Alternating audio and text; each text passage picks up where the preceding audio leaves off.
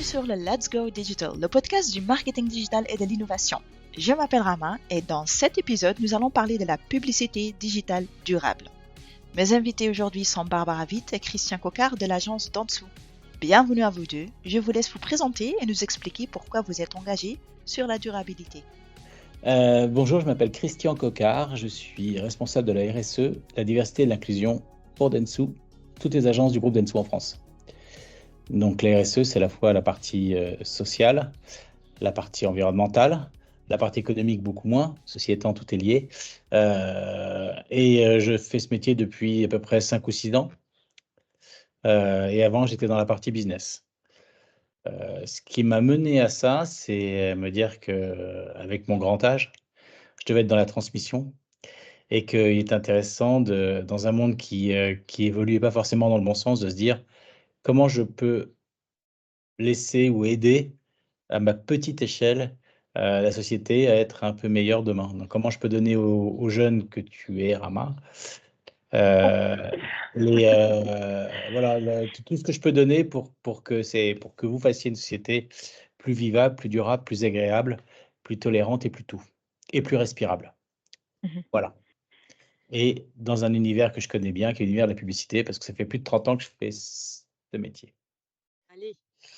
Donc, je suis Barbara Witt et moi, je coordonne au sein du groupe Dentsu toutes les activités qui ont sujet à une meilleure consommation, une meilleure connaissance des marchés, une meilleure connaissance du consommateur citoyen, donc ce qui va être tout sur les audiences, la compréhension aussi de l'impact des campagnes au sens marketing, donc d'abord, la mesure. Et donc, j'ai récupéré il y a 2 ans cette partie qui est l'analyse de la mesure de l'empreinte carbone des campagnes, parce qu'il y avait un aspect qui était assez analytique déjà, et puis que c'était une évolution qui convergeait avec plein de sujets en fait dans la demande de nos clients sur la mesure, et notamment sur des enjeux aussi de qualité versus le volume. Et donc tout ça convergeait aussi vers une meilleure façon d'acheter, une meilleure façon de travailler notre communication. Donc j'ai récupéré cette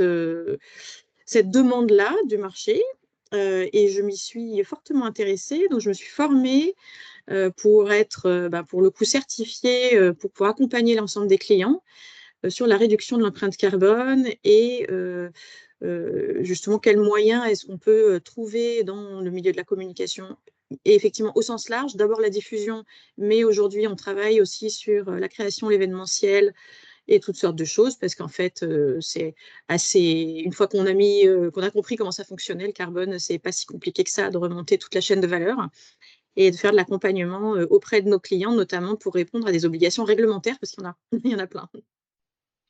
Et selon vous, l'urgence de mesurer et de surveiller l'impact environnemental de nos activités publicitaires, c'est lié à une pression réglementaire, ou plutôt une demande de consommateurs, ou bien une prise de conscience interne des entreprises? Honnêtement, ça vient des accords de Paris, hein, ça vient de la société et d'une réflexion mondiale en fait sur le fait qu'il faut arrêter d'avoir, il faut absolument diminuer les émissions de gaz à effet de serre. Donc pendant assez longtemps en fait, le focus il a été mis sur l'industrie parce que c'était très visible, l'industrie, les transports, l'agriculture, etc. Et honnêtement, la publicité se cachait un peu derrière en disant nous on fait pas de mal, on fait que du service, on n'est pas une industrie, tout va bien, etc. En fait, il y a 2 choses qui ont accéléré un peu la mise un peu en cible du sujet publicitaire. La première chose, c'est l'accélération du numérique, en fait. Et nous, on est très, très concernés par ça, parce que beaucoup de la publicité et de nos sollicitations, on les fait. Tu travailles chez iProspect, donc tu le sais bien, c'est sur le digital. Or, il y a une croissance exponentielle du numérique. Et le numérique, aujourd'hui, on le compare en termes d'émissions de gaz à effet de serre à l'aviation, quand même. Et c'est juste aujourd'hui, parce que je pourrais t'envoyer un certain nombre de documents, mais il y a une courbe qui fait très, très peur, qui est qu'aujourd'hui, déjà, il y a beaucoup d'émissions de gaz à effet de serre, mais que d'ici 30 ans, ça serait absolument insupportable, en fait. Donc, il y a ce sujet-là qui mettait un peu l'œil sur la publicité. Et puis, il y a aussi eu l'usure des consommateurs. C'est-à-dire que, par exemple, en France, au moment où il y a eu toutes ces réflexions autour de comment est-ce que la France, elle va atteindre ses objectifs pour les accords de Paris, il y a eu un groupe qui a été constitué par le gouvernement, en fait, qui a proposé à des citoyens, en fait, de participer à un groupe de réflexion. Ça s'appelait la Convention citoyenne pour le climat. Et dans ces réflexions des citoyens, qui étaient interrogés sur plein de choses, hein, sur l'énergie des bâtiments, les transports, etc., bah, il est ressorti que la publicité, c'était un problème parce que c'était polluant visuellement.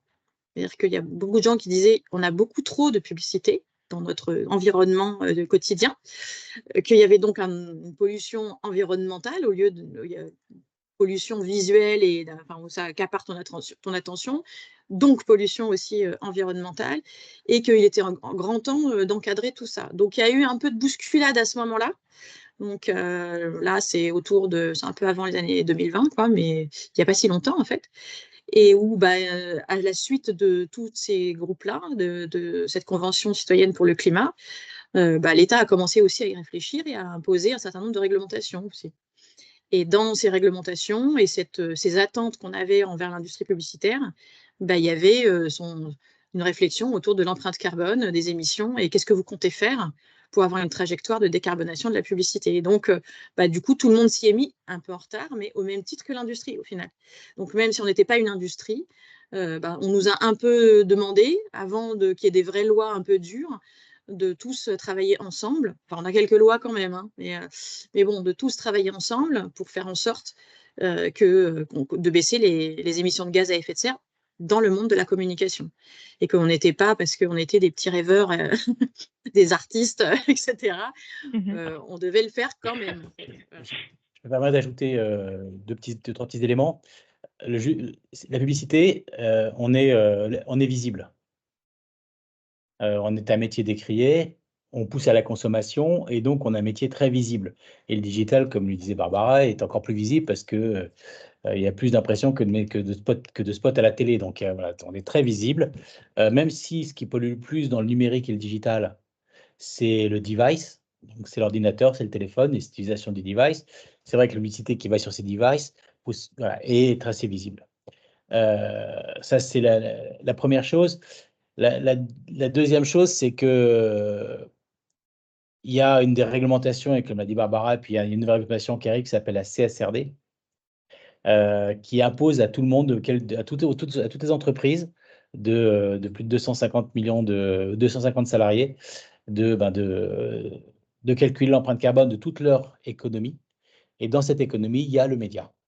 Voilà, donc ça devient une obligation importante. Et la troisième chose, qu'on ne voit beaucoup moins, ce qui pollue le plus dans la publicité,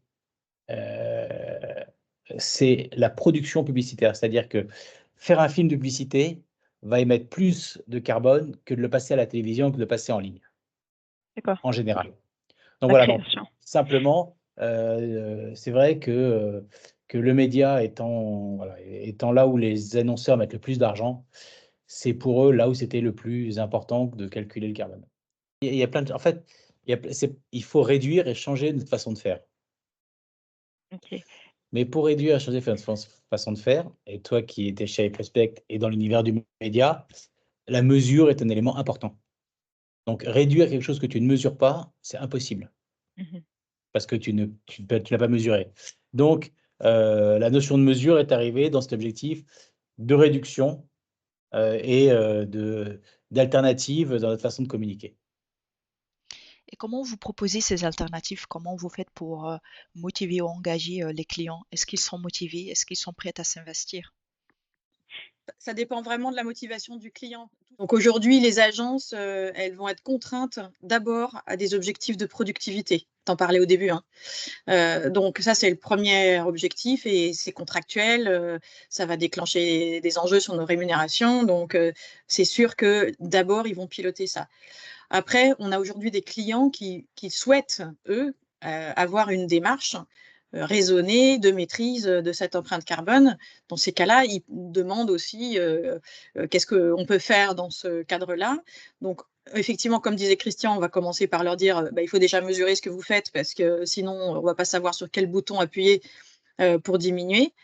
Ensuite, moi, je pense que côté digital, il y a quand même beaucoup d'équipes qui poussent une solution qui s'appelle aujourd'hui la PMP responsable et qui est donc une façon d'acheter le digital qui permet d'être moins carboné parce que ça réduit le nombre d'enchères, le nombre de chemins, etc. Donc, tu as moins de sollicitations serveurs, en fait. Et du coup, ça permet d'avoir un peu moins d'empreinte carbone, même si tu as les mêmes performances en termes d'objectifs. Côté Amnet aussi, au programmatique, ils ont travaillé sur une offre low carbone. Donc, en fait, c'est peut-être plus au trading, si tu veux, qui vont proposer, eux, aujourd'hui, des solutions qui vont proposer en premier, en gros, en disant, si vous utilisez ça, bah, vous allez être sur un mode de diffusion qui ne nuit pas à vos performances médias, mais qui vous permet, avec les mêmes performances médias, d'émettre moins de carbone. Après, ben, souvent, quand tu as de la qualité ou quand tu as des choses en plus, ben, ton prix au CPM, il est un peu plus cher. Et donc, bah, il y a des annonceurs. Alors, il y a des annonceurs qui sont tout à fait prêts à le faire. Il y en a chez iProspect, le Norwegian Seafood Council en est un, par exemple. Alors, eux, ils sont foufous avec ça. Et puis, tu as des clients qui s'en foutent complètement. Ce n'est pas dans leurs objectifs parce que, par exemple, la direction, elle n'est pas en France, elle n'est même pas en Europe et donc ils se sentent beaucoup moins concernés par ces enjeux-là. Ce n'est pas encore remonté jusqu'à eux parce que c'est vrai que c'est un peu particulier, hein. L'Europe, elle est très réglementée. La France est hyper réglementée. Mais à partir du moment où tu as un client dont le headquarter, il est complètement ailleurs, aux États-Unis ou en Chine, je ne sais pas, à se sentir moins concerné. Donc, ce que je vois aujourd'hui, ou ce qu'on peut dire aujourd'hui, c'est que les annonceurs ou les clients ne sont pas encore complètement concernés par la question de l'environnement, eux, et aussi que c'est pas une de leurs priorités dans leur stratégie. Alors, il y a que effectivement, dans l'agence, c'est pas encore complètement acquis et les gens, ils sont surtout stressés par les objectifs de productivité. Ça, c'est le premier facteur. Le deuxième facteur ensuite, ça va être c'est plus cher. Est-ce que le client est prêt à mettre un peu plus cher ou pas? Parce que ça, voilà, c'est souvent ça la question. Et puis ensuite, est-ce que c'est important pour les clients? Il y a des clients, là, ils sont en train de se dire, il me faut absolument cette mesure-là parce que je vais intégrer mes pratiques de communication dans mon empreinte globale en tant qu'entreprise.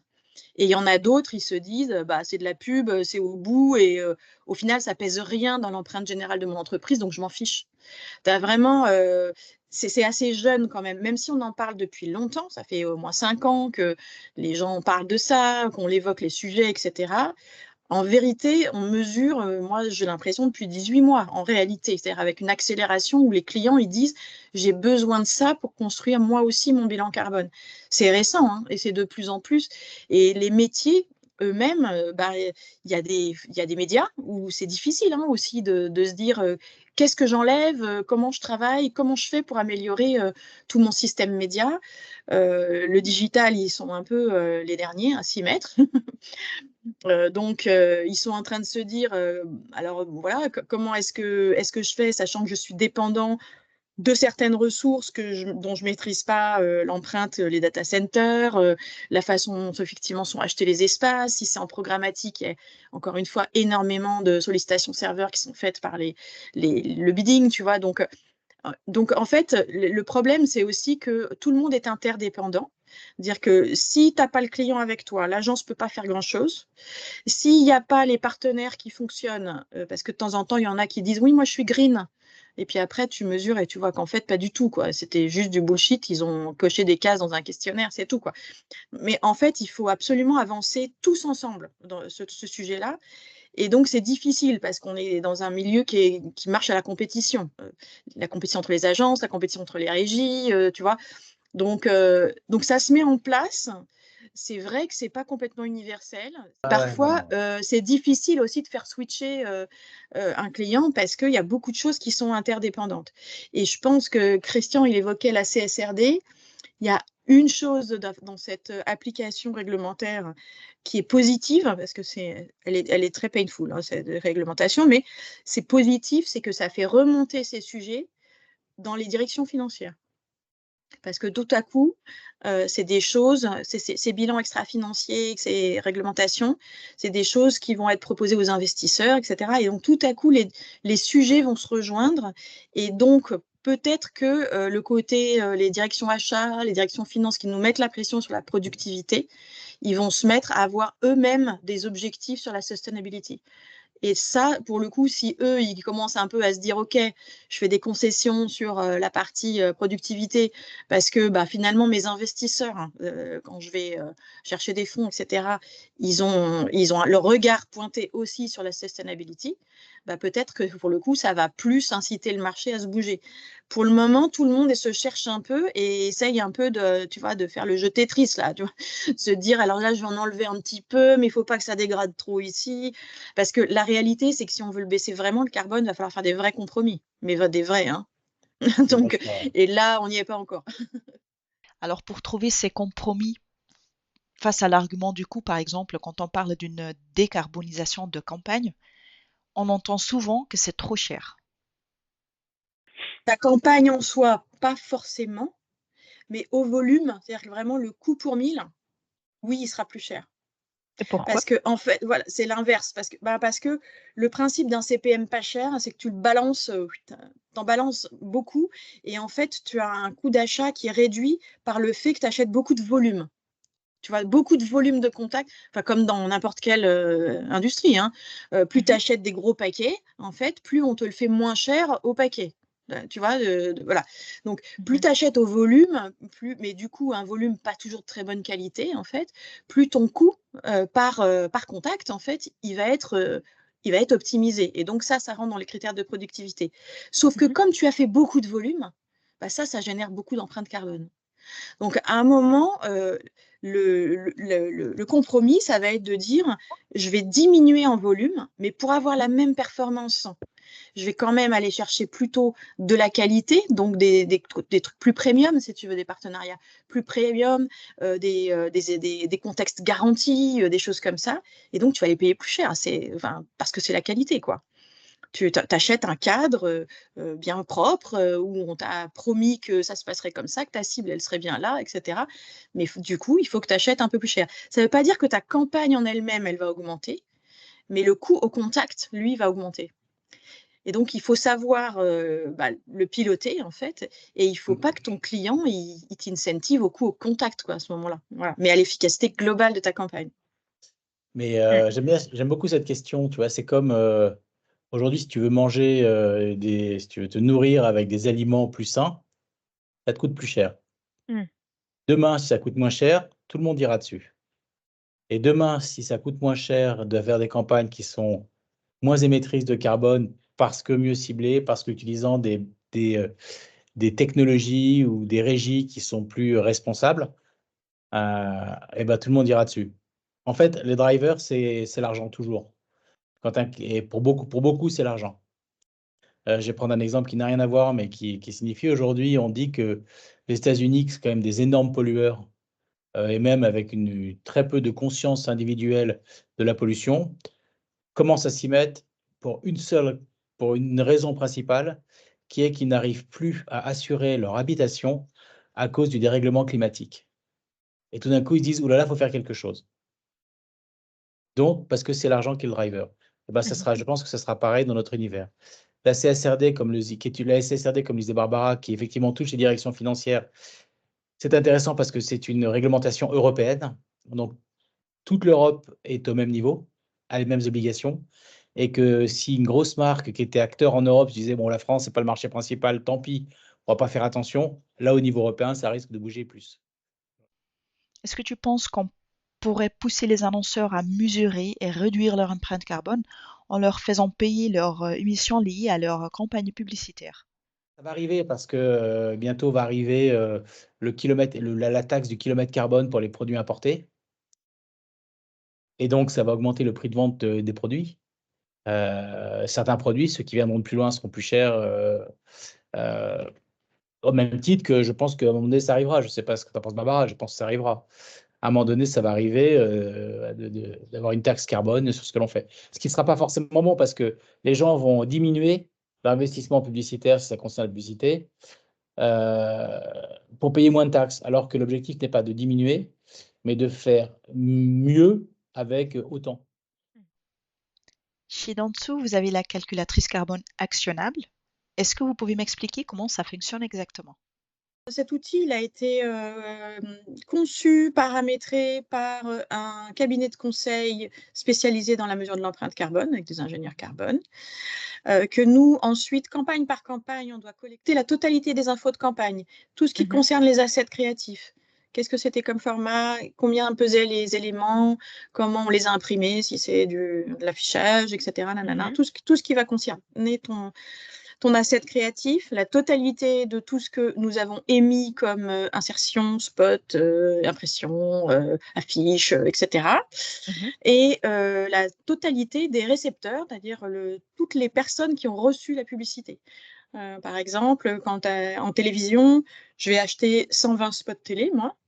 Comme je suis le publicitaire, j'achète 120 spots télé, mais ça va être reçu par 20 millions de foyers. Donc, j'ai 20 millions de télé allumées. Donc, on va considérer toute cette chaîne de valeur-là pour calculer les émissions directes de gaz à effet de serre, donc qui sont liées à chacun des médias et de façon décomposée et étape par étape. Et donc ça, c'est vraiment les émissions directes, c'est toutes celles que l'on va pouvoir nous optimiser en disant, là, tu peux utiliser un outil de compression des fichiers, tu vas gagner temps sur ton empreinte carbone. Là, si tu utilises justement, si tu changes un peu ton mode de programmatique, tu vas optimiser de temps. Bon, ça, c'est empreinte directe. Et pour avoir un bilan global, on va ajouter une proportion qui est vraiment liée au poids de ta campagne, en fait, des émissions de gaz à effet de serre qui sont produites par la fabrication et la fin de vie de tous les terminaux qui vont servir ta campagne. Donc la fabrication des télés, la fabrication des radios, des panneaux d'affichage, etc., etc. C'est parce que c'est la méthodologie déposée empreinte carbone, bilan carbone pour l'ADEME ou GHG protocole au global. Donc il faut intégrer la totalité en fait de ces choses-là. Donc on donne 2 chiffres, émissions directes, et puis bilan total où il y a les directs et les indirects. Si je suis un annonceur engagé, je veux faire mieux. Comment je peux être sûr que mes partenaires vont vraiment me suivre dans cette démarche? Et je pense que c'est le même sujet quand tu as du contextuel ou tu vois des choses où tu as une brand safety garantie ou des choses comme ça. À partir du moment où tu demandes à ton partenaire d'être respectueux de certaines règles et de ne pas pouvoir faire tout dans tous les sens, tu lui imposes un cadre. Donc, avec un certain inventaire aussi, qui n'est pas forcément le truc qui est complètement ouvert et où tu peux aller taper partout.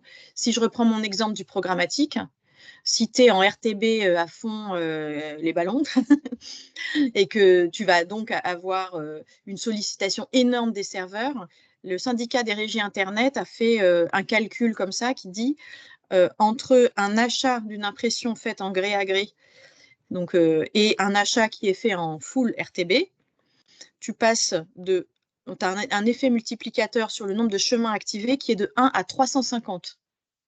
Ça veut dire que tu as une sollicitation des serveurs qui va être 350 fois plus forte.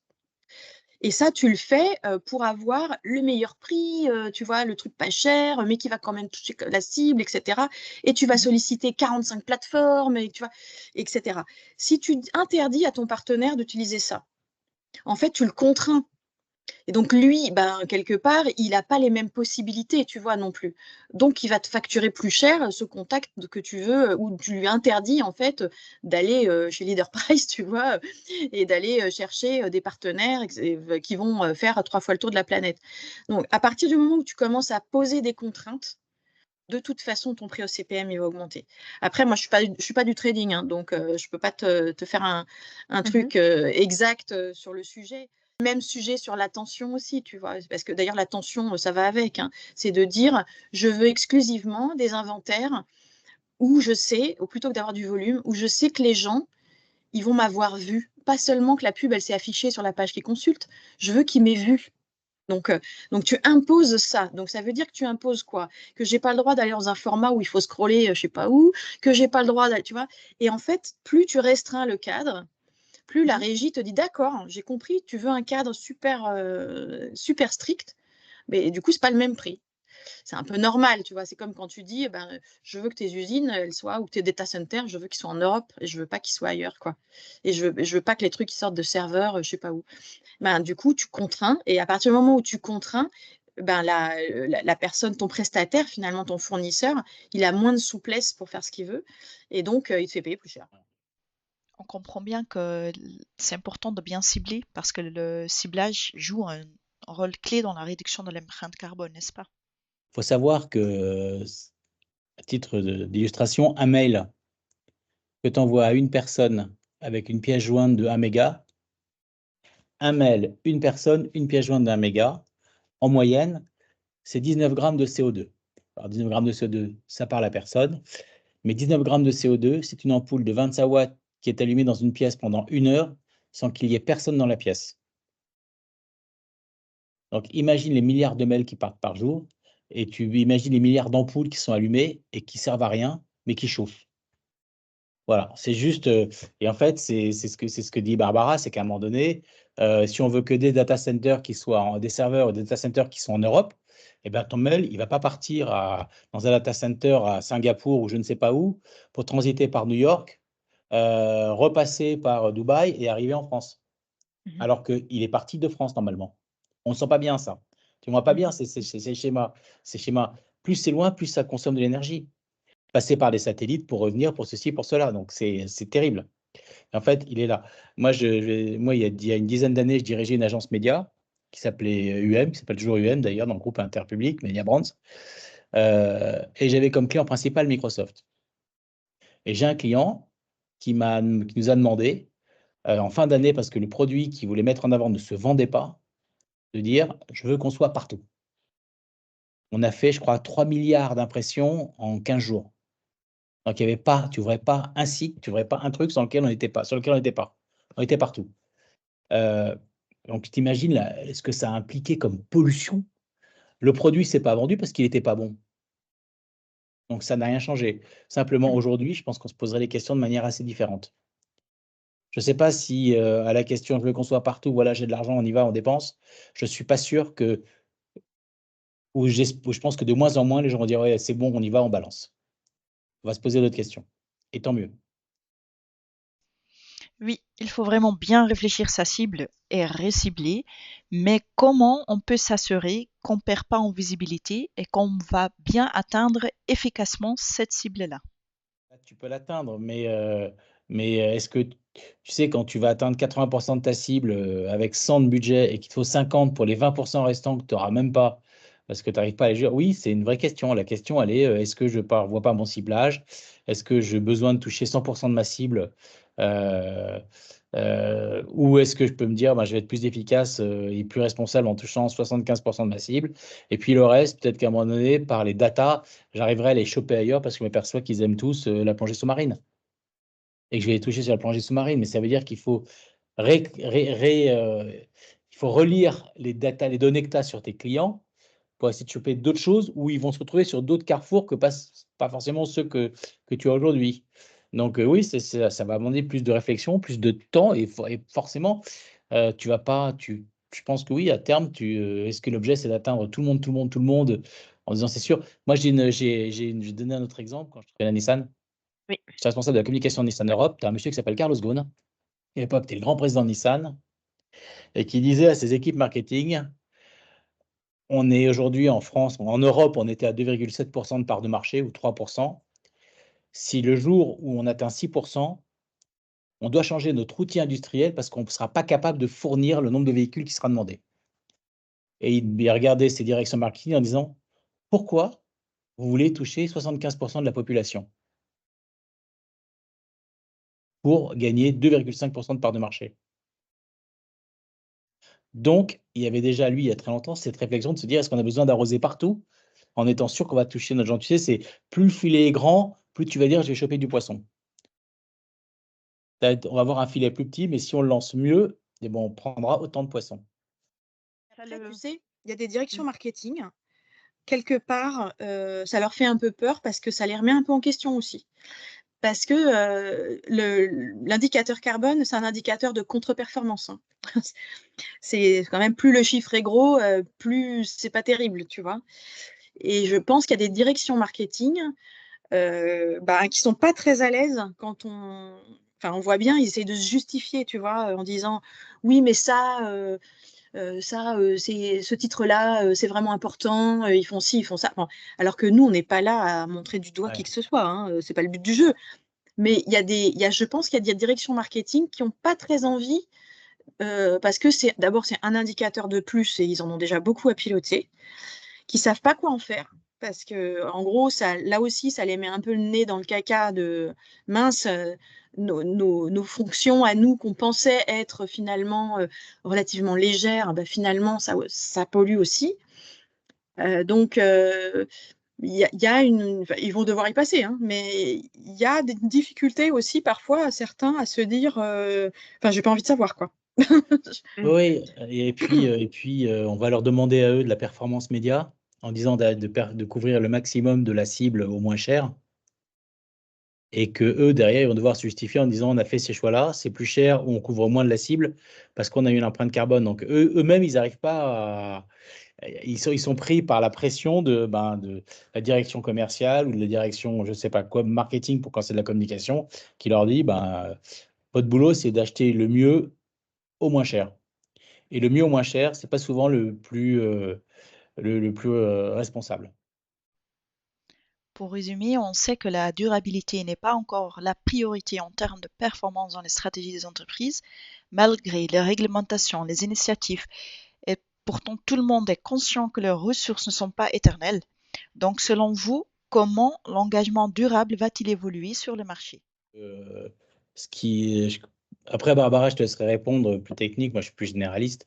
Ça va venir parce que je pense que, on sait que le levier, c'est, la croissance et c'est, l'argent, donc l'économie, pour les marques, et que le jour où les marques vont être boudées à un moment donné, parce qu'elles ont une posture qui est inadmissible dans un monde qui est en train d'exploser, ces marques vont se dire: «Il faut que je change ma façon d'être si je veux continuer à vendre».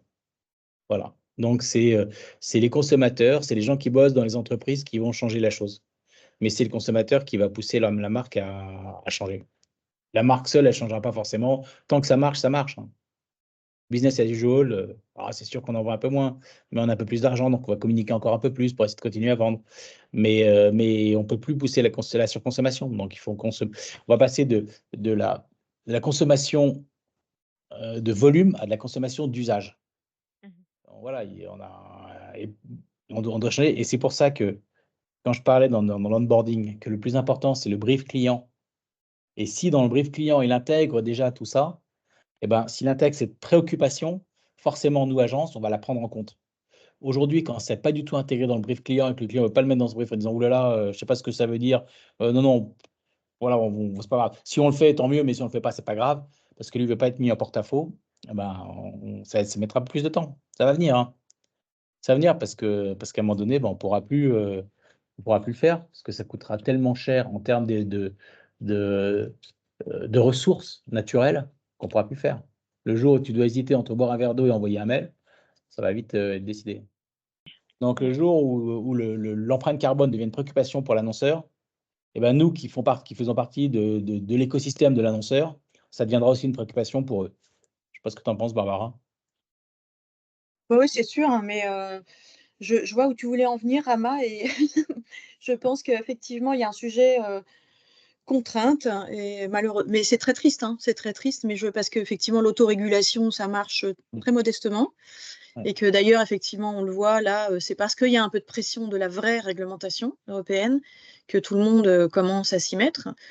Parce que sinon, les gens disent pas: «Je veux pas le faire», hein. Les gens disent: «Oui, mais je suis pas sûr de la méthode, je sais pas trop comment c'est fait», ils trouvent toujours un prétexte pour, en fait. Donc mais au bout d'un moment, effectivement, si on les oblige à publier, ce qui va bientôt être le cas, je pense que parce que, on le voit, toi tu disais: «Je le vois pas dans le quotidien», et tu as complètement raison. Donc il faut que ça change, de façon avec des contraintes réglementaires qui obligent à changer la façon aussi dont on référence, ses agences, ses achats, et cetera. Et puis quand l'indicateur de la sustainability viendra devant les autres indicateurs, bah, pour le coup, c'est ça qu'on pilotera.